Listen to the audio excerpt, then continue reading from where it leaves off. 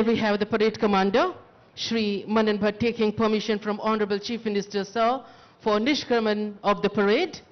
Kindly be seated.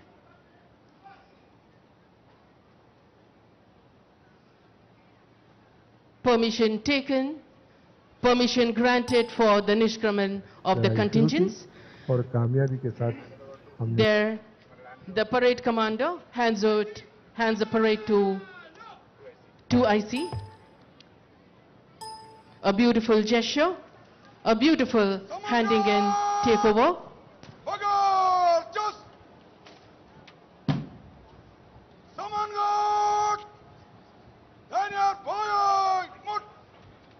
Their positions taken. Daimai Bor.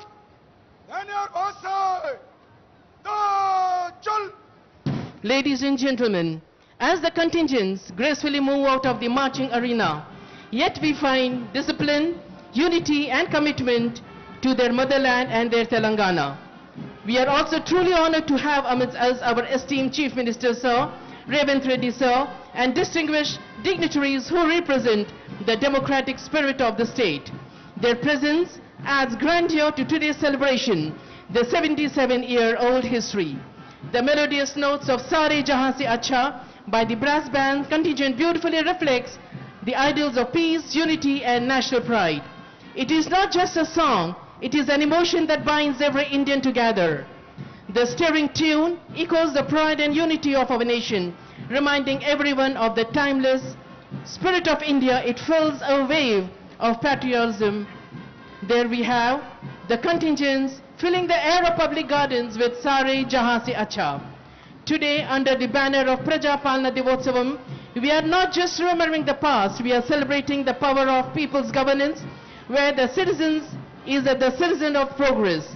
Praja Palana Divotsavam is a tribute to democratic values, the belief that true governance flows from the people and belongs to the people. Ladies and gentlemen, now we have the address by our Honorable Chief Minister, Sir, Revanth Reddy, Sir.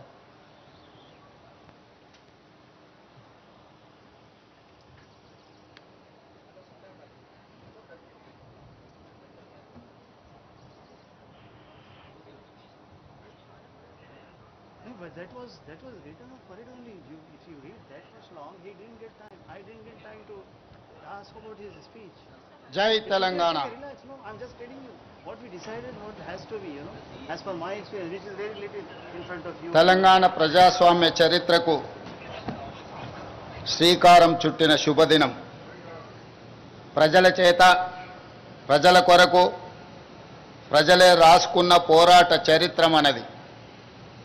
Nizam నియంతృత్వంపై సామాన్యుడు సాయుధ పోరాటంతో సాధించుకున్న విజయం ఈరోజు మనము అనుభవిస్తున్న ప్రజాస్వామ్యం.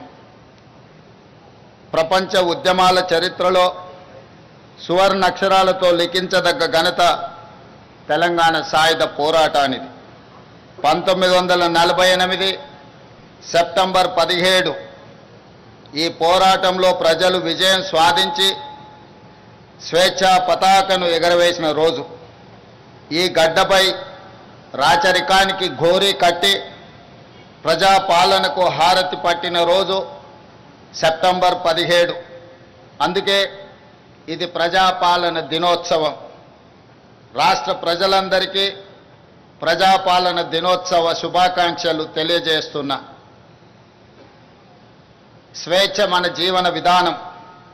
ఈ స్వేచ్ఛ సాధన కోసం ప్రాణత్యాగాలు సైతం వెనకాడని జాతి మనది. దీనికి చరిత్రనే సాక్ష్యం. అణిచివేత, పెద్దనారితనం, నియంతృత్వం, బానిసత్వ సంకెళ్లను బద్దలు కొట్టి స్వేచ్ఛకు ఊపిరి పోయడానికి ఊపిరి వదిలిన వందలాది మంది అమరులకు ఈ సందర్భంగా ఘన నివాళి అర్పిస్తున్నాను. సెప్టెంబర్ 17, 1948 తెలంగాణ చరిత్రలో ఒక మైలురాయి. అదేవిధంగా డిసెంబర్ 7, 2023 స్వరాష్ట్ర ప్రజాస్వామ్య ప్రస్థానంలో మరో మైలురాయి. లోతైన అవగాహనతో, సమకాలీన చరిత్రపై నిశితమైన విశ్లేషణతో నేను ఈరోజు ఈ మాట చెబుతున్నాను. ఎన్నో ఆశలు ఆకాంక్షలతో మొదలైన స్వరాష్ట్ర ప్రస్థానం తిరిగి మళ్ళీ నియంతృత్వ నిర్బంధంలోకి జారిపోయిన తీరు గత ప్రభుత్వంలో మనం చూసాం. నాటి సాయుధ పోరాట స్ఫూర్తితో నిన్నటి నియంతృత్వ పాలనను ఓడించి ప్రజాపాలనను తెచ్చుకున్నాం. అందుకే డిసెంబర్ 7, 2023 కూడా ఒక చారిత్రాత్మక సందర్భంగా భవిష్యత్ తరాలకు గుర్తుండిపోతుందని నేను భావిస్తున్నాను. 77 ఏళ్ల తెలంగాణ ప్రస్థానాన్ని, పోరాట చరిత్రను, ఇక్కడ ఉద్భవించిన ఉద్యమాల సరళిని సంపూర్ణంగా అకలింపు చేసుకొని ప్రజల ఆకాంక్షలను అర్థం చేసుకొని మేము ఈరోజు పరిపాలన చేస్తున్నాం. అహంకారపు ఆలోచనలు, బంధు ప్రీతి, అశ్రిత పక్షపాతానికి మా పాలనలో తావు లేదు. కష్టమైన నష్టమైన ప్రజలతో పంచుకుంటున్నాం. ప్రజల ఆకాంక్షలు, వారి ఆలోచననే ప్రామాణికంగా నిర్ణయాలు తీసుకుంటున్నాం. తీసుకున్న నిర్ణయాలలో మంచి చెడు విశ్లేషించే అవకాశాలను ఇస్తున్నాం. తప్పులుంటే దిద్దుకుంటున్నాం.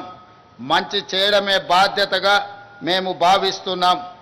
అభివృద్ధిలో ప్రపంచంతో పోటీ పడాలన్న తపనతో పని చేస్తున్నాం. ప్రతి పేదవాడి ముఖంలో ఆనందమే లక్ష్యంగా సంక్షేమ పథకాలను, సంక్షేమ చరిత్రను తిరగరాస్తున్నాం. 7 దశాబ్దాలుగా తెలంగాణ ఆశిస్తున్న స్వేచ్ఛ, సామాజిక న్యాయం, సమాన అవకాశాలు మా ప్రభుత్వ ప్రాథమిక ఎజెండా. ఏ సామాజిక లక్ష్యాల కోసం తెలంగాణ తపించిందో, ఏ సమానత్వ సాధన కోసం మన గడ్డపై ఉద్యమాలు జరిగాయో, ఈ పవిత్ర లక్ష్య సాధననే మా ప్రాధాన్యత. అభివృద్ధిలోనే కాదు, స్వేచ్ఛ, సమాన అవకాశాలు, సామాజిక న్యాయం విషయంలో కూడా తెలంగాణ దేశానికి ఒక రోల్ మోడల్గా ఉంటుంది అని ఈ సందర్భంగా నేను తెలియజేస్తున్నాను. అదేవిధంగా మిత్రులారా, విద్యనే మన విజయానికి వజ్రాయుధమని నేను బలంగా విశ్వసిస్తున్నాను. ప్రపంచ స్థాయి అవకాశాలను అందుకోవడమే కాదు, శాసించే స్థాయి తెలంగాణ యువతకు రావాలి. దానికి విద్యనే ఒక మంచి మార్గం.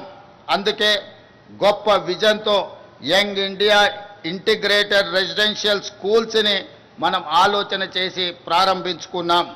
ఈరోజు నేను చెబుతున్నాను, భవిష్యత్తులో తెలంగాణ విద్యా వ్యవస్థలో విప్లవాత్మక మార్పులకు ఈ స్కూళ్ళు కేంద్రాలుగా మారబోతున్నాయి. విద్యపై మేము చేస్తున్న వ్యయం ఖర్చు కాదు, భవిష్యత్ తెలంగాణకు పెట్టుబడిగా మేము భావిస్తున్నాం. తెలంగాణ బిడ్డలు అన్ని రంగాల్లో రాణించాలనేదే మా ఆలోచన. అందుకే విద్యతో పాటు క్రీడలకు ప్రాధాన్యత ఇస్తున్నాం. ఇన్నోవేషన్కు పెద్దపీట వేస్తున్నాం. Young India sports university, young India skills university, young India police school రేపటి తెలంగాణ భవితకు భరోసా కేంద్రాలుగా మారుతాయి. రేపటి తరాన్ని యాచకులుగా కాదు, స్వీయ శక్తిమంతులుగా మార్చాలన్న సంకల్పంతో పని చేస్తున్నాం. దీనికి అనుగుణంగా రాష్ట్ర విద్యా పాలసీని త్వరలో తీసుకురాబోతున్నాం. ఈనాడు తెలంగాణ రాష్ట్రంలో తెలంగాణ ఎడ్యుకేషన్ పాలసీని తీసుకురావడానికి ఒక కమిటీని నియమించి తెలంగాణ భవిష్యత్ అవసరాలను, అదేవిధంగా ప్రపంచ చిత్రపటంలో తెలంగాణ యువత యొక్క ప్రాధాన్యతను పెంచడానికి ఈరోజు మా ప్రభుత్వం లక్ష్యంగా పనిచేస్తుంది. మిత్రులారా, మీకందరికీ తెలుసు, భూమి కోసం, భుక్తి కోసం, వ్యక్తి చాకిరి విముక్తి కోసం చాకలి ఐలమ్మ, మల్లు స్వరాజ్యం, ఆరుట్ల కమలాదేవి వంటి తెలంగాణ వీర వనితలు పోరాటంలో ముందుండి నాయకత్వ పటిమను చాటారు. ఆ నాయకత్వ వారసత్వాన్ని పునికి పుచ్చుకొని నేడు ప్రజా ప్రభుత్వంలో మన ఆడబిడ్డల విజయగాథలను దేశానికి ఆదర్శంగా నిలుస్తున్నాయి. మహిళా ఉన్నతి, తెలంగాణ ప్రగతి నినాదంతో కోటి మంది ఆడబిడ్డలను కోటీశ్వరులుగా చేయాలన్న లక్ష్యంతో మేము చేపడుతున్న కార్యక్రమాలు సత్ఫలితాలను ఇస్తున్నాయి. ఇందిరా మహిళా శక్తి పాలసీలో భాగంగా నారాయణపేట జిల్లాలో మహిళా సమైక్య ఆధ్వర్యంలో ఏర్పాటు చేసిన పెట్రోల్ బంకు ద్వారా 6 నెలల్లో 15,50,000 రూపాయల లాభం ఆర్జించి అవకాశం ఇస్తే అద్భుతాలు చేయగలరని మా ఆడబిడ్డలు ఈనాడు నిరూపించడం జరిగింది. డ్వాక్రా మహిళా సంఘాలు ఉత్పత్తులను విక్రయించేందుకు ప్రత్యేకంగా ఏర్పాటు చేసిన ఖమ్మం మహిళా మార్ట్ విజయవంతంగా నడుస్తుంది. రాష్ట్రంలో మరికొన్ని మహిళా మార్టులను ఏర్పాటు చేయాలని మా ప్రభుత్వం ఆలోచన చేస్తున్నది. అదేవిధంగా మిత్రులారా, ఆహార ధాన్యాల కొరత నుండి ఆహార సమృద్ధి సాధన వరకు ఈ దేశంలో వ్యవసాయ రంగానికి ప్రాధాన్యత ఇచ్చి రైతును రాజును చేసిన చరిత్ర కాంగ్రెస్ ప్రభుత్వాలది. హరిత విప్లవం నుండి ఉచిత విద్యుత్తు వరకు, రుణమాఫీ నుండి రైతు భరోసా వరకు రైతుల కోసం మనం రూపొందించిన సంక్షేమ పథకాలు ఎప్పటికప్పుడు కొత్త చరిత్రను సృష్టిస్తున్నాయి. ఆ వారసత్వాన్ని ప్రజా ప్రభుత్వం కూడా మరింత గొప్పగా కొనసాగిస్తుంది. రాష్ట్రంలో 25,35,000 మంది రైతులకు 20,616 కోట్ల రూపాయల రైతు రుణమాఫీ చేసి రుణ విముక్తులను చేసిన రాష్ట్రము దేశంలోనే తెలంగాణ మొట్టమొదటిది. మాఫీ ఈ దేశంలో ఏ రాష్ట్రం చేయని విధంగా రైతులను ఆదుకునే ప్రయత్నం మా ప్రభుత్వం చేస్తున్నది. ఇందిరమ్మ రైతు భరోసా కింద 9 రోజుల్లో 9,000 కోట్ల రూపాయలు రైతుల ఖాతాలో వేసి పెట్టుబడికి భరోసా ఇచ్చాం. ఆర్థిక పరిస్థితి సహకరించకపోయినా రైతుల సంక్షేమ విషయంలో రాజీ పడలేదు.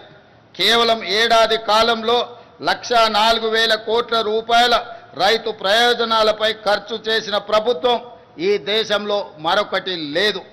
7,178 కొనుగోలు కేంద్రాలను ఏర్పాటు చేసి రైతుల వద్ద చివరి గింజ వరకు ధాన్యం కొంటున్నాం. ధాన్యం కొనుగోలు చేసిన 48 గంటల్లోనే రైతుల ఖాతాలో జమ చేస్తున్నాం. సన్నాలకు క్వింటాల్కు 500 రూపాయల బోనస్ ఇస్తున్నాం. రాష్ట్రంలో 29 లక్షల వ్యవసాయ మోటార్లకు 24 గంటల ఉచిత విద్యుత్తు అందిస్తున్నాం. దీనికోసం రాష్ట్ర ప్రభుత్వం 16,691 కోట్ల రూపాయల సబ్సిడీని విద్యుత్ సంస్థలకు చెల్లిస్తున్నాం. గత ఏడాది 2,90,2.90 కోట్ల టన్నుల ధాన్యం ఉత్పత్తిలో దేశానికే తెలంగాణ ఆదర్శంగా నిలిచింది. ఈ ఏడాది 2,80,00,000 మెట్రిక్ టన్నుల ధాన్యం ఉత్పత్తిలోనే దేశం అగ్రస్థానంలో నిలిచింది. అదేవిధంగా మిత్రులారా, ప్రజాప్రభుత్వం తొలి 20 నెలల్లోనే ఎలాంటి వివాదాలకు ఆస్కారం లేకుండా సుమారు 60,000 ప్రభుత్వ ఉద్యోగాల భర్తీ చేశాం. పోటీ పరీక్షల నిర్వహణలో అత్యంత పారదర్శకతతో వేగంగా ఫలితాలు వెల్లడించి నియామక పత్రాలు అందించాం.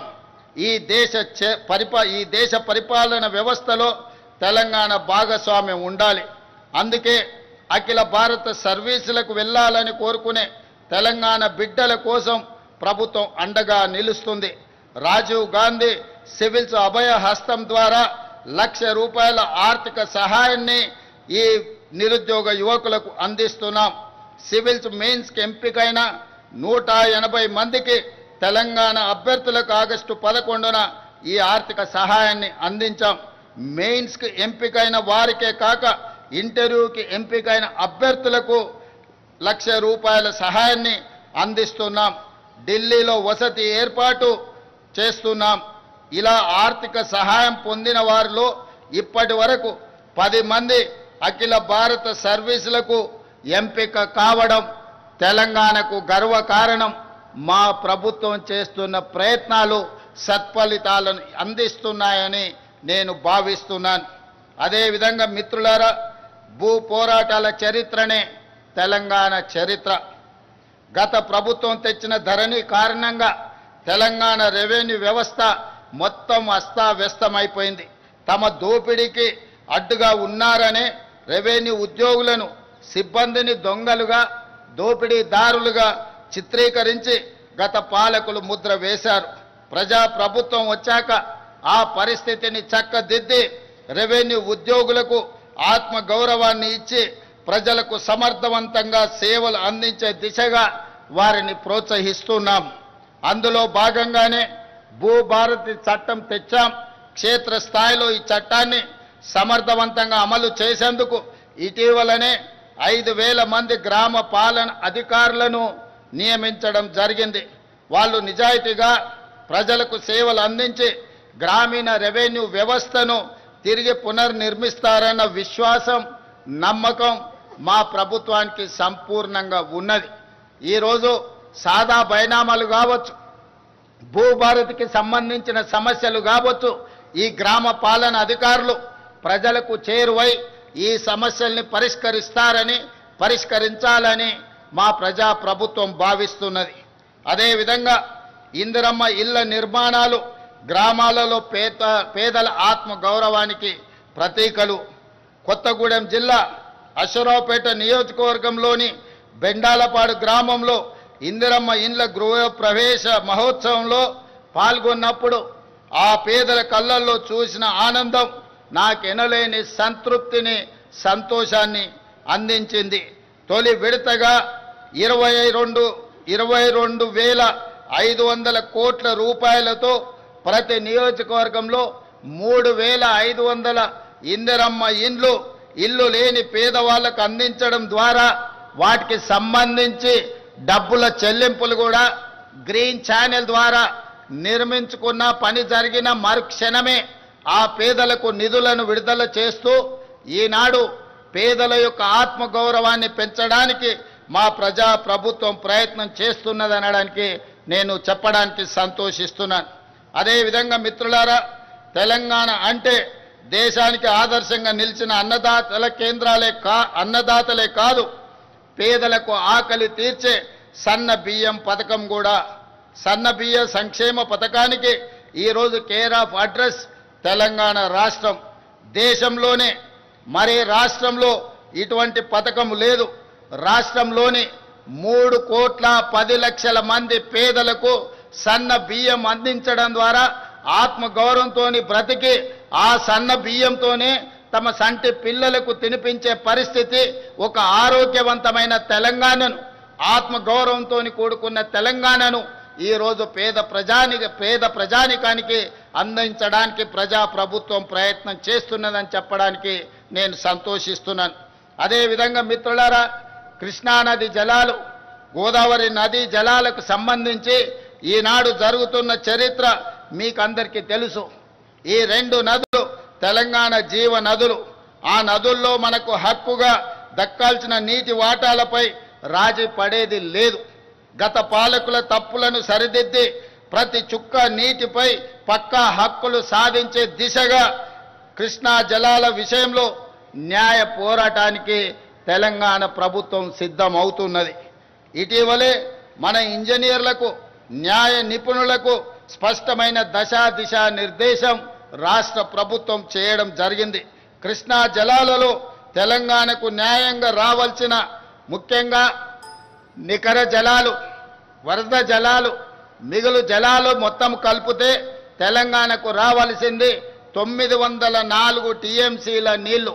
ఈ 904 టీఎంసీల నీళ్లను సాధించడానికి కృష్ణా ట్రిబ్యునల్ ముందు తెలంగాణ తరఫున పక్కాగా బలమైన వాదన వినిపించడానికి అవసరమైన సూచనలను, సలహాలను సాగునీటి పారుదల శాఖ మంత్రితో పాటు మేమే స్వయంగా సమీక్షించి వాళ్లకు సూచనలు చేయడం జరిగింది. అందుకే ఈరోజు తెలంగాణ రాష్ట్రానికి కృష్ణా నదీ జలాలలో రావాల్సిన వాట కోసము ఈ ప్రభుత్వం పక్కా ప్రణాళికతో పక్కడ్బందీగా ప్రయత్నం చేసి మనకు రావాల్సిన వాటాను సాధించుకుంటామని నేను ఈ సందర్భంగా తెలియజేస్తున్నాను. అదేవిధంగా ఈరోజు 2027 ఎస్ఎల్బీసీ టన్నెల్ ఆనాడు మొదలుపెట్టి వివిధ కారణాల చేత ఆగిపోయింది. ఈరోజు ఎస్ఎల్బీసీ టన్నెల్ పూర్తి చేస్తే కృష్ణానది జలాలలో మన వాటాలను వినియోగించడమే కాదు, నల్గొండ జిల్లాలో ఉన్న ఫ్లోరైడ్ సమస్యను పరిష్కరించడమే కాకుండా 3,60,000 ఎకరాలకు సాగునీరును అందించి నల్గొండ జిల్లాను పట్టి పీడిస్తున్న ఫ్లోరైడ్ సమస్యను పరిష్కరించడానికి ఎస్ఎల్బీసీ టన్నెల్ పూర్తి చేయాలి. ఈ ఎస్ఎల్బీసీ టన్నెల్ పూర్తి చేసే క్రమంలో మొన్న ప్రమాదం జరిగి కొంతమంది కార్మికులు చనిపోయినారు. ఆ కార్మికుల కుటుంబాలకు 25 లక్షల రూపాయల నష్టపరిహారం ఇవ్వడమే కాకుండా తిరిగి ఆ పనులను ప్రారంభించడానికి ఎస్ఎల్బీసీ టన్నెల్ని 2027 డిసెంబర్ 9లోగా పూర్తి చేసి తెలంగాణ రైతాంగానికి అంకితం చేయాలని, నల్గొండ ఫ్లోరైడ్ బాధితులను ఆదుకోవాలని ఒక సంకల్పంతో మేము ముందుకు వెళ్తున్నాం. ఎవరు ఎన్ని అడ్డంకులు కల్పించినా, అవాకులు చెవాకులు పేలినా మా ప్రయత్నంలో మేము వెనకడుగు వేయం. సమస్యలు వచ్చినప్పుడు నిటారుగా నిలబడి ఆ సమస్యల్ని అడ్డుకుంటాం, ఆ సమస్యల్ని పరిష్కరించుకుంటాం, తప్పుడు ప్రచారాలను తిప్పి కొడతామని చెప్పి ఈ సందర్భంగా తెలంగాణ సమాజానికి నేను తెలియజేయడానికి సంతోషిస్తున్నాను. అదేవిధంగా హైదరాబాద్ అనేది ఒక బ్రాండ్. ఈ బ్రాండే మన యొక్క ఇమేజ్ ప్రపంచ స్థాయిలో. అందుకే హైదరాబాద్ గేట్వే ఆఫ్ వరల్డ్గా తీర్చిదిద్దాలని ఈనాడు పూర్తి స్థాయిలో మన ప్రభుత్వం ప్రణాళికలు రచిస్తుంది. దాంట్లో భాగంగానే హైదరాబాదు మహానగరం మన బలం, మన బ్రాండ్. ఈ బ్రాండ్ను భవిష్యత్తులో ప్రపంచ వేదికపై సగర్వంగా నిలబెట్టే దీర్ఘకాలిక ప్రణాళికలను రచిస్తున్నాం. 2035 నాటికి తెలంగాణ $1 ట్రిలియన్ ఎకానమీగా, 2047 నాటికి $3 ట్రిలియన్ ఎకానమీగా ఎదగాలన్నదే తెలంగాణ ప్రభుత్వం యొక్క లక్ష్యం. అది సాధించిన నాడు భారతదేశానికే కాదు ప్రపంచానికే హైదరాబాద్ గేట్వేగా మారుతుంది. ఆ దిశగా మొత్తం రాష్ట్రానికి మేము మాస్టర్ ప్లాన్ తయారు చేస్తున్నాం. అంతర్జాతీయ ప్రమాణాలతో కూడిన మౌలిక సదుపాయాలతో హైదరాబాద్ తెలంగాణ ఉండాలన్నది మా ప్రభుత్వం యొక్క సంకల్పం. రోడ్లు, విద్యుత్తు, అదేవిధంగా రవాణా సదుపాయాలు, మురుగునీటి పారుదల, వాతావరణ స్వచ్ఛత, ఇలా అన్ని కోణాల్లో అత్యంత స్వచ్ఛమైన సుఖమైన జీవన ప్రమాణాలతో కూడిన నగరంగా హైదరాబాదును మార్చాలని మేము ప్రయత్నం చేస్తున్నాం. ఈ దశగా ఇప్పటికే ప్రభుత్వం చేస్తున్న ప్రయత్నాలు సత్ఫలితాలను అందిస్తున్నాయి. 1,00,000 కోట్ల అంతర్జాతీయ పెట్టుబడులకు హైదరాబాదు కేర్ ఆఫ్ అడ్రస్గా మారుతుంది. గ్లోబల్ కేపబిలిటీ సెంటర్లకు హబ్గా మారుతుంది. హైదరాబాదు నగరానికి వచ్చే 100 ఏళ్ల తాగునీటి అవసరాలకు శాశ్వత పరిష్కారంగా గోదావరి జలాలను తీసుకువస్తున్నాం. దీనికోసం 7,360 కోట్ల రూపాయలతో గోదావరి 2వ దశ 3వ దశ పనులను ఇటీవలనే ప్రారంభించుకున్నామని తెలియజేయడానికి నేను సంతోషిస్తున్నాను. హైదరాబాద్ బ్రాండ్ ఇమేజ్ని పెంచేలా మూసీ పునరుజ్జీవన ప్రాజెక్టు, గాంధీ సరోవర్ ప్రాజెక్టులు ఉండబోతున్నాయి. ఈనాడు దేశంలో గుజరాత్ సబర్మతి సరోవర్ రివర్ ఫ్రంట్ని, ఢిల్లీ గంగానది రివర్ ఫ్రంట్ని, ఉత్తరప్రదేశ్ యమునా నది రివర్ ఫ్రంట్, గంగా నది ఉత్తరప్రదేశ్లో, యమునా నది ఢిల్లీలో రివర్ ఫ్రంట్లుగా అక్కడి ప్రభుత్వాలు ప్రక్షాళన చేస్తున్నాయి. గుజరాత్తో, ఢిల్లీతో, ఉత్తరప్రదేశ్తో పోటీ పడి తెలంగాణ రాష్ట్రం మన మూసీ నది ప్రక్షాళన చేసి హైదరాబాద్ ఒక సుందరమైన నగరమే కాదు, వాతావరణ కాలుష్యానికి దూరంగా అభివృద్ధి చెందిన నగరంగా తీర్చిదిద్దడానికి ఈనాడు ప్రణాళికలు సిద్ధం చేస్తున్నాం. ఈ ప్రణాళికలతో ముందుకు వెళ్తున్న సందర్భంలో ఎదురైతున్న ఛాలెంజ్లను పరిష్కరించుకుంటూ మూసీ పరివాహక ప్రాంతంలో నిరుపేదలు అత్యంత కష్టమైన జీవితాన్ని గడుపుతున్నారు. నిన్నగాక మొన్న కురిసిన అత్యధిక వర్షాలు, క్లౌడ్ బస్ట్ వల్ల పేదల జీవితాలు అతలాకుతలమే కాదు, పేదలు మూసీ నదిలో కొట్టుకుపోయినారు. దీనికి ప్రధానమైన కారణం ఎక్కడ నివసించడానికి అవకాశం లేక హైదరాబాదు నగరంలో జీవనాధారం కోసం వచ్చిన వివిధ ప్రాంతాల వాళ్ళు మూసీ పరివాహక ప్రాంతంలో గుడిసెలేసుకొని జీవనం సాగిస్తున్నారు. ఈ గతంలో జరిగిన తప్పిదాల వల్ల ఈనాడు ఆ పేదల జీవితం దుర్భరమైంది. ప్రజలు కొట్టుకొని పోతున్నారు మూసీ నదిలో. అందుకే ఆలోచన చేసి మూసీ పరివాహక ప్రాంతంలో ఉన్న పేదలకు మంచి జీవన ప్రమాణాలు కల్పించే అభివృద్ధిని చేయడమే కాదు, మూసీ పరివాహక ప్రాంతాన్ని కూడా అద్భుతంగా తీర్చిదిద్ది ఒక ఆర్థిక వ్యవస్థగా, ఒక నైట్ ఎకానమీ, హైదరాబాదు నగరం రోజంతా పనిచేస్తే మూసీ రివర్ ఫ్రంట్ మొత్తం రాత్రి మొత్తం సాయంత్రం 7 గంటల నుంచి ఉదయం 6 గంటల వరకు అక్కడ ఆర్థిక వ్యవస్థను బలోపేతం చేసి అక్కడ వ్యాపార పారిశ్రామిక కార్యక్రమాలను నిరంతరం జరిగే విధంగా ప్రభుత్వం అనుమతులు ఇవ్వడం ద్వారా తెలంగాణ రాష్ట్ర ఆర్థిక వ్యవస్థను పెంపొందించడమే కాదు, తెలంగాణ నిరుద్యోగ యువతకు ఉద్యోగ ఉపాధి అవకాశాలు అక్కడ వస్తాయి. అందుకే ఈరోజు తెలంగాణ రాష్ట్ర ప్రభుత్వం మూసీ నది ప్రక్షాళన, మూసీ నది పరివాహక ప్రాంతంలో అభివృద్ధి కార్యక్రమాలు, ఈ అభివృద్ధి కార్యక్రమాల వల్ల నిరుద్యోగ యువకులకు ఉద్యోగ ఉపాధి అవకాశాలు కల్పించడమే కాకుండా రాష్ట్రానికి ఒక సైకిల్ కొత్త ఆర్థిక వ్యవస్థను అందిస్తాం. ఈరోజు ఉదయం 6-7 గంటల నుంచి రాత్రి 9 గంటల వరకే మన వ్యాపార కార్యక్రమాలు జరుగుతున్నాయి. కానీ మూసీ నది పరివాహక ప్రాంతంలో రాత్రి మొత్తం ఆర్థిక వ్యవస్థ నడిచే విధంగా ప్రతి వాళ్ళు ఏమి కావాలన్నా అక్కడ నుంచి పొందవచ్చు, ప్రతి వాళ్ళు అక్కడికి వెళ్ళొచ్చు, ప్రపంచ పర్యాటకులను ఆకర్షించే విధంగా మూసీ నది పరివాహక ప్రాంతాన్ని ఈరోజు అభివృద్ధి చేస్తాం. ఇదే కాదు, హిందువులకు సంబంధించిన దేవాలయం కావచ్చు, ముస్లిం సోదరులకు సంబంధించిన మసీదు కావచ్చు, సిక్కు సోదరులకు సంబంధించిన గురుద్వారా కావచ్చు, క్రిస్టియన్ సోదరులకు సంబంధించిన చర్చిలు కావచ్చు, ఈ నదీ పరివాహక ప్రాంతంలో మత సామరస్యంతో కూడుకున్న గొప్ప కట్టడాలను కట్టడం ద్వారా ప్రపంచ పర్యాటకులను ఆకర్షించి ఈ ప్రాంతాన్ని అభివృద్ధి చేయాలన్న ఆలోచన చేయడమే కాకుండా తెలంగాణ వైతాళికులు, తెలంగాణ చరిత్రకు, తెలంగాణ పోరాటాలకు ప్రతీకలైన గొప్ప వ్యక్తుల యొక్క అక్కడ విగ్రహాలు పెట్టుకోవడం ద్వారా ప్రపంచ పర్యాటకులకు తెలంగాణ చరిత్రను అందించడానికి ఈ మూసీ నది పరివాహక ప్రాంతాన్ని ఈరోజు అభివృద్ధి చేయబోతున్నాం.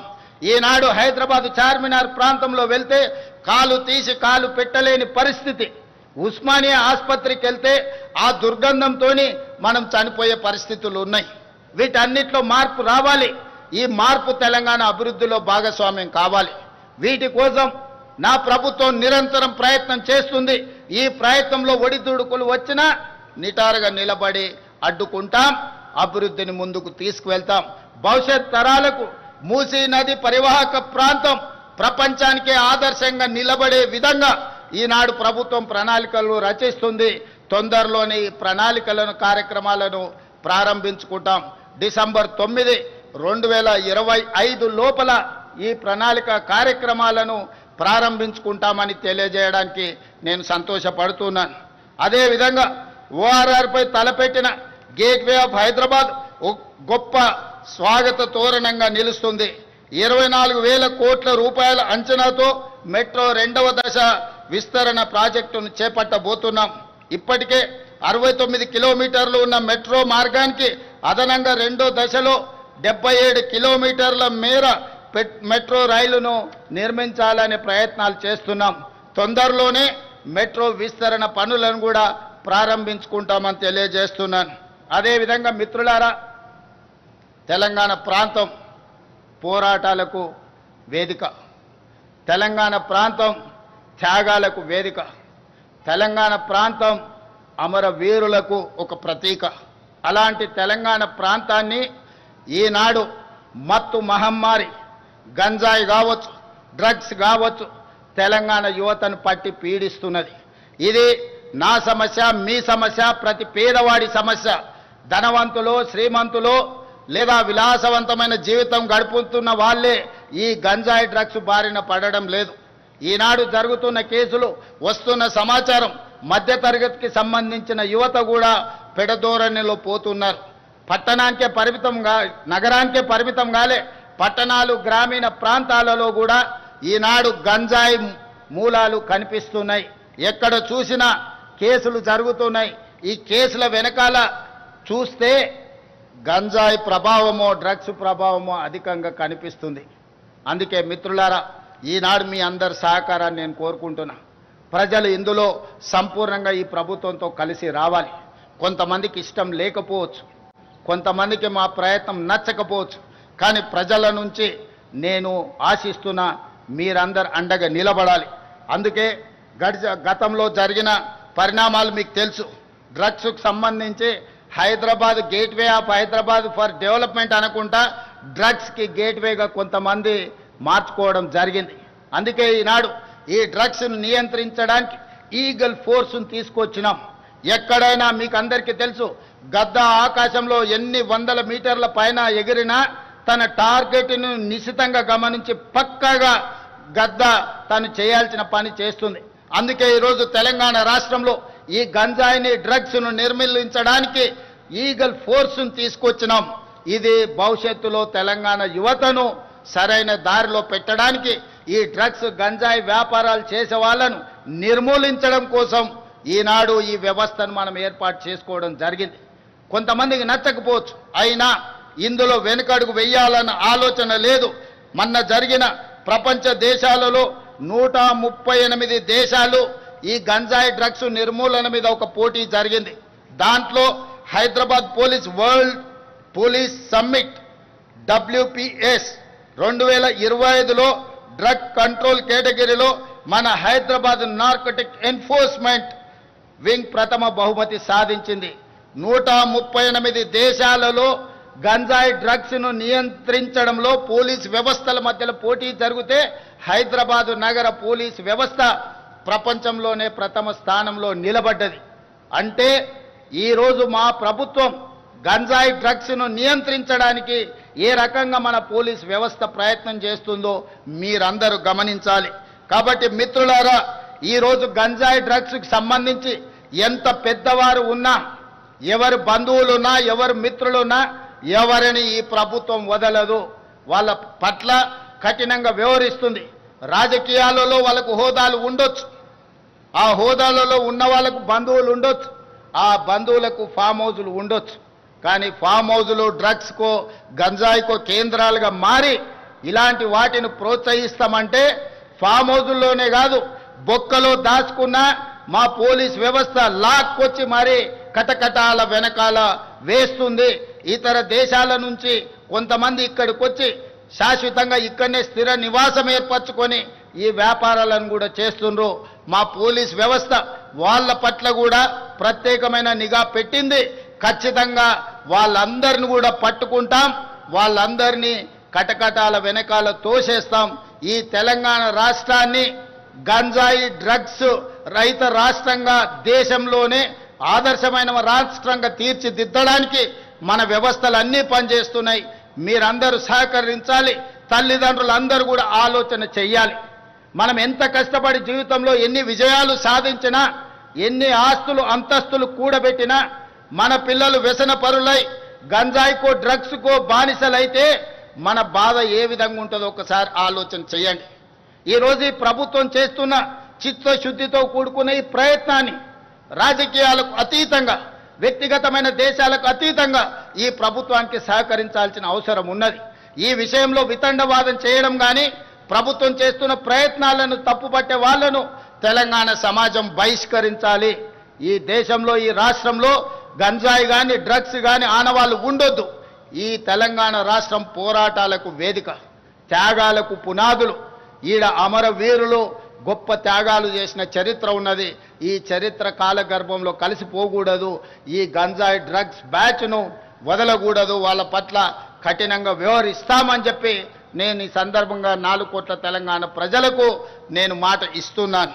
అదేవిధంగా మిత్రులారా, తెలంగాణ రైజింగ్ 2047 ఏ గ్రామమైనా, ఏ జిల్లా అయినా, ఏ రాష్ట్రమైనా, ఏ దేశమైనా, ఏ సంస్థ అయినా పక్కా ప్రణాళికలను పకడ్బందీగా తయారు చేసుకొని వాటిని అమలు చేసుకుంటూ ముందుకు వెళితే విజయాలు సాధించడం పెద్ద విషయం కాదు. ఆ విధమైన ప్రణాళికల కోసమే తెలంగాణ రాష్ట్ర ప్రభుత్వం తెలంగాణ రైజింగ్ 2047 విజన్ డాక్యుమెంట్ను పూర్తి చేసుకుంటున్నాం. 2047కి దేశానికి స్వతంత్రం వచ్చి 100 సంవత్సరాలు పూర్తి చేసుకోబోతున్నాం. 100 సంవత్సరాల స్వతంత్ర భారతదేశంలో ఈ దేశమే కాదు, తెలంగాణ రాష్ట్రం ఏ విధంగా ప్రపంచంతో పోటీ పడి అభివృద్ధి జరిగిందో ఒక నమూనాగా తెలంగాణను తీర్చిదిద్దాలని భవిష్యత్ తరాలకు ఒక విజన్ డాక్యుమెంట్ ఇవ్వాలని ఈనాడు తెలంగాణ రాష్ట్ర ప్రభుత్వము ప్రయత్నం చేస్తున్నది. ఈ రాష్ట్ర ప్రభుత్వం చేస్తున్న ప్రయత్నం తెలంగాణ రైజింగ్ 2047 విజన్ డాక్యుమెంట్ని డిసెంబర్ 9, 2025 నాడు తెలంగాణ జాతికి అంకితం చేయడం జరుగుతుంది అని చెప్పి నేను ఈ సందర్భంగా మిత్రులందరికీ సవినయంగా తెలియజేస్తున్నాను. అదేవిధంగా మిత్రులారా, ఈ పాలసీ డాక్యుమెంటే తెలంగాణ ఆర్థిక వ్యవస్థకు అభివృద్ధికి ఒక గేమ్ చేంజర్గా మారుతుంది. అందుకే ఈనాడు మేధావులు తెలంగాణ అభివృద్ధిలో భాగస్వాములు కావాలనుకున్న వాళ్ళు ఈ ప్రభుత్వానికి సూచనలు సలహాలు ఇవ్వండి, మీ అనుభవాన్ని తెలంగాణ కోసం వినియోగించండి. ఈ తెలంగాణ రాష్ట్రం చేసే ప్రణాళిక తెలంగాణ రైజింగ్ 2047 విజన్ డాక్యుమెంట్ ఈ దేశానికి ఆదర్శంగా నిలబడాలి. ఈరోజు నీతి ఆయోగ్ కావచ్చు, ప్రధానమంత్రి సమావేశాలలో తెలంగాణ రాష్ట్ర ప్రభుత్వం తరఫున నేను మా ఉప ముఖ్యమంత్రి గారు ఈ అంశాలను ప్రస్తావించినప్పుడు కేంద్ర ప్రభుత్వం కూడా ఆసక్తిగా వినడం జరిగింది. మా ప్రణాళికలకు సహకరించడానికి కూడా మాట ఇవ్వడం జరిగింది. అందుకే ఈరోజు మనం రచించుకోబోయే తెలంగాణ రైజింగ్ 2047 రాబోయే 100 సంవత్సరాలకు అభివృద్ధి నమూనాగా పక్కా ప్రణాళికతో ముందుకు వస్తున్నాం. ఈ ప్రణాళిక తెలంగాణ ముఖ చిత్రాన్ని మార్చబోతుంది. ఈ ప్రణాళికనే తెలంగాణ నిరుద్యోగ యువతకు ఉజ్వల భవిష్యత్తును అందించబోతుంది అని చెప్పి నేను ఈ సందర్భంగా తెలియజేస్తున్నాను మిత్రులారా. అదేవిధంగా ఇందులో భాగంగానే భారత్ ఫ్యూచర్ సిటీ ఈరోజు 400 సంవత్సరాల ముందు కులీ కుతుబ్షాయిలు, నిజాం సర్కార్లు, అదేవిధంగా బ్రిటిషర్సు, అదేవిధంగా ఉమ్మడి రాష్ట్రంలో ఆనాటి ముఖ్యమంత్రులు ఈరోజు హైదరాబాద్ను, సికింద్రాబాద్ను, సైబరాబాద్ను నిర్మించడం జరిగింది. ఈరోజు మన అవసరాలు పెరిగిపోయినాయి. ఈరోజు ఉన్న వ్యవస్థ, ఈ ఉన్న మొత్తం మనకున్న సిస్టమ్ అంతా కూడా సరిపోవడం లేదు. అందుకే ఈరోజు తెలంగాణ రాష్ట్ర ప్రభుత్వం పూర్తి స్థాయిలో ఆలోచన చేసి ఒక గొప్ప నగరాన్ని నిర్మించాలి, అది భారత్కే ఒక ఫ్యూచర్ సిటీగా, ఒక భవిష్యత్తు నగరంగా ఉండాలని ఆలోచన చేసి శంషాబాద్ ఎయిర్పోర్ట్కు కూతవేటు దూరంలో ఈనాడు భారత్ ఫ్యూచర్ సిటీని ప్రణాళికలు చేస్తున్నాం. దాదాపుగా 30,000 ఎకరాలలో ప్రపంచంలోనే ఒక అభివృద్ధి చెందిన నగరంగా ఈరోజు కొత్త నగరాన్ని నిర్మించుకోబోతున్నాం. దీనికి కూడా తొందరలోనే పనులు ప్రారంభిస్తాం. వాటన్నిటి కూడా ప్రణాళికలు సిద్ధమైనవి. కొంతమంది అక్కడి ప్రాంత రైతులను, ఆ ప్రాంత ప్రజలను రెచ్చగొట్టాలన్న ఆలోచన చేస్తారు. వాళ్ళు చేయనిది ఇతరులు ఎవరు చేసినా వాళ్ళ యొక్క అక్కసు, అసూయ వాళ్ళ మాటల్లో కనిపిస్తుంది. ఇలాంటి వాటిని తిప్పికొట్టాలి. ఒక గొప్ప నగరాన్ని నిర్మించుకునే అవకాశం ఈ తెలంగాణ రాష్ట్ర ప్రజలకు దక్కింది. అందుకే భారత్ ఫ్యూచర్ సిటీ నిర్మాణంలో ఆ ప్రాంత రైతులు కానీ, ఆ ప్రాంత ప్రజాప్రతినిధులు అందరూ కలిసి రావాలి. వాళ్ళందరికీ అవగాహన కల్పించే కార్యక్రమాన్ని కూడా రాష్ట్ర ప్రభుత్వం తీసుకుంటుంది. రేపు భవిష్యత్ నగరం ప్రపంచానికే వేదిక కాబోతుంది. పెట్టుబడులకు కానీ, సాంకేతిక నైపుణ్యాన్ని కానీ, అభివృద్ధి ప్రణాళికలకు అదొక వేదిక కాబోతుంది. ఇది తెలంగాణ రాష్ట్ర ఆదాయాన్ని పెంచడమే కాకుండా తెలంగాణ రాష్ట్రాన్ని ఆర్థిక రంగంలో నిలదొక్కునేలా చేసి ఒక ధనిక రాష్ట్రంగా తెలంగాణను తీర్చిదిద్దే అవకాశం ఉంది. దానికి కూడా మీరందరి సహకారం ఉండాలి, ప్రజలకు అవగాహన కల్పించాలి అని చెప్పి మన వాళ్ళందరినీ, ప్రజాప్రతినిధులను, ప్రజా సంఘాలను కూడా నేను రిక్వెస్ట్ చేస్తున్నాను. దానికి రీజనల్ రింగ్ రోడ్డు అభివృద్ధికి రాచమార్గంగా బారబోతుంది. ఈరోజు 160 కిలోమీటర్ల ఔటర్ రింగ్ రోడ్డు ఈరోజు మనకింత అభివృద్ధి తెచ్చిపెట్టింది. ఈనాడు రీజనల్ రింగ్ రోడ్డు ప్రతిపాదన కేంద్ర ప్రభుత్వం దాదాపుగా ఆమోదించింది. రీజనల్ రింగ్ రోడ్డు 360 కిలోమీటర్లు రాబోతుంది. రీజనల్ రింగ్ రోడ్డుతో పాటు రీజనల్ రింగ్ రైలు ప్రణాళికలు కూడా కేంద్ర ప్రభుత్వం దాదాపుగా ఆమోదించింది. అదేవిధంగా ఈరోజు రీజనల్ రింగ్ రోడ్డుకి, ఔటర్ రింగ్ రోడ్డు నుంచి రీజనల్ రింగ్ రోడ్డుకి మధ్యలో మనం రేడియల్ రోడ్స్ వేసుకోబోతున్నాం కొత్తగా. ఈరోజు హైదరాబాద్ కానీ, బెంగళూరు రోడ్డు కానీ, లేకపోతే ముంబై రోడ్డు కానీ ఆల్రెడీ గ్రామాలు, పట్టణాలు అభివృద్ధి చెందినాయి. రోడ్డు వైడనింగ్లో వాటిని కూలగొట్టాలంటే చాలా కష్టమైన పని అయింది, పేదలకు నష్టం జరుగుతుంది. అందుకే నూతనంగా రేడియల్ రోడ్స్ ప్లాన్ చేస్తున్నాం. ఈనాడు మనము ఫ్యూచర్ సిటీ నుంచి ఒక రేడియల్ రోడ్, అదేవిధంగా బుద్వేల్ కోత్వాల్గూడ నుంచి ఈరోజు చందన్వాల్లి నుంచి కొడంగల్ వరకు ఇంకొక రేడియల్ రోడ్డుని ఈ రకంగా 10 నుంచి 12 రేడియల్ రోడ్స్ని ఔటర్ రింగ్ రోడ్డు నుంచి రీజనల్ రింగ్ రోడ్డుకు వేయదలుచుకున్నాం. ఇదే కాదు, ఈనాడు కేంద్ర ప్రభుత్వంతో మాట్లాడినాం. బుల్లెట్ ట్రైన్ అంటే జనాలు జపాన్ వైపు చూస్తారు. జపాన్ తర్వాత నరేంద్ర మోడీ గారు గుజరాత్కు తీసుకెళ్ళారు. నేను అడిగిన ప్రధానమంత్రి గారిని, మాకు కూడా బుల్లెట్ ట్రైన్ కావాలి, సౌత్లో ఉండే నగరాలకు కనెక్టివిటీ పెరగాలని. మొన్న జరిగిన ప్రభుత్వ సమీక్షలో కేంద్ర ప్రభుత్వం నుంచి ప్రతినిధులు వచ్చిండ్రు. ఈనాడు ఫ్యూచర్ సిటీ నుంచి అమరావతి నుంచి చెన్నైకి బుల్లెట్ ట్రైన్, అదేవిధంగా ఫ్యూచర్ సిటీ నుంచి బెంగళూరుకు బుల్లెట్ ట్రైన్, బెంగళూరు నుంచి చెన్నైకి బుల్లెట్ ట్రైన్ ప్రతిపాదనలు ఈరోజు మన ముందు ఉన్నాయి. భవిష్యత్తులో ఎక్స్ప్రెస్ గ్రీన్ఫీల్డ్ హైవేలే కాదు, వాటితో పాటు బుల్లెట్ ట్రైన్ కూడా ఈరోజు మనకు రాబోతుంది. ఇవన్నీ కూడా గ్రోత్ ఇంజన్లుగా మారబోతున్నాయి. అందుకే మనకు ఈరోజు తెలంగాణ అభివృద్ధి ప్రణాళిక ఒక గొప్పగా మనం ప్రయత్నం చేస్తున్నాం. వీటన్నిటిలో మీ అందరి సహకారం ఉండాలి. జపాన్, సింగపూర్ లాంటి దేశాలు అభివృద్ధి చెందినాయని మాట్లాడుతున్నాం. అభివృద్ధి చెందడానికి ప్రధానమైన కారణం నాయకుల యొక్క సంకల్పం, ప్రభుత్వాల యొక్క ప్రణాళిక. అందుకే ఈనాడు జపాన్ కావచ్చు, సింగపూర్ కావచ్చు, లేకపోతే ఇతర అభివృద్ధి చెందిన దేశాలు ఏవైనా సరే మన ప్రాంతం వెనుకబడి ఉండకూడదు. మనకు మేధస్సు ఉంది, మనకు పరిస్థితులు ఉన్నాయి, మనకు ప్రణాళికలు ఉన్నాయి. వీటిని అమలు చేసే సంకల్పం ఒకటే ఇంతకాలం లేదు తెలంగాణ రాష్ట్రంలో. ఇప్పుడు ఆ సంకల్పంతో తెలంగాణ రాష్ట్ర ప్రభుత్వం ప్రయత్నం చేస్తుంది. అక్కడక్కడ భూమి కోల్పోతున్న రైతులకు సరైన నష్టపరిహారం ఇచ్చి ఆదుకుంటాం. వాళ్ళందరూ కూడా అభివృద్ధికి సహకరించాలి. కొంతమంది రాజకీయాల కోసం కొన్ని ఆలోచనలు చేసి ఈ స్థలాలు పోతున్న రైతులను రెచ్చగొట్టాలని, రోడ్ల మీదకి తేవాలనే ప్రయత్నం చేస్తున్నారు. ఈ ప్రయత్నాలు తెలంగాణ అభివృద్ధిని అడ్డుకుంటాయి. తెలంగాణ అభివృద్ధి నిరోధకులుగా కొంతమంది మారి రాజకీయ స్వార్థం కోసం ఎవరైనా పని చేస్తే వాళ్ళ పట్ల తెలంగాణ సమాజం అప్రమత్తంగా ఉండాలి. ఈనాడు తెలంగాణ అభివృద్ధి చేసుకోకపోతే, మనం ఈనాడు తెలంగాణను ప్రపంచంతో పోటీ పడే విధంగా తీర్చిదిద్దుకోకపోతే మన భవిష్యత్ తరాలకు మనమే తీరని నష్టం చేసిన వాళ్ళమవుతాం. కాబట్టి ఈనాడు మనందరం ఒక ప్రతిజ్ఞ తీసుకుందాం, తెలంగాణ అభివృద్ధిలో భాగస్వామ్యం అవుదాం. ఈ తెలంగాణను ప్రపంచంతో పోటీ పడే విధంగా తీర్చిదిద్దుకుందాం. ఎన్నికలు వచ్చినప్పుడు ఎన్నికల్లో పోటీ పడదాం. జెండాలు పక్కన పెట్టండి. ఈ రోజు ప్రభుత్వం ప్రణాళికబద్ధంగా చేస్తున్న అభివృద్ధిలో కలిసి రాండి. ఒకవేళ రావడం ఇష్టం లేకపోతే మీరు మౌనంగా ఉన్నా పర్వాలేదు. ఈ ప్రభుత్వం ప్రజల కోసం నిరంతరం పని చేస్తానే ఉంటుంది. ప్రజలు ఇచ్చిన మాట, ప్రజలు ఇచ్చిన ఆశీర్వాదం మాకు అండగా ఉన్నంత కాలం ఈ తెలంగాణ రాష్ట్రాన్ని అభివృద్ధి పదం వైపు నడిపిస్తాం. ఈ రోజు సంక్షేమము, అభివృద్ధి రెండు కళ్ళు తెలంగాణ రాష్ట్ర ప్రభుత్వానికి.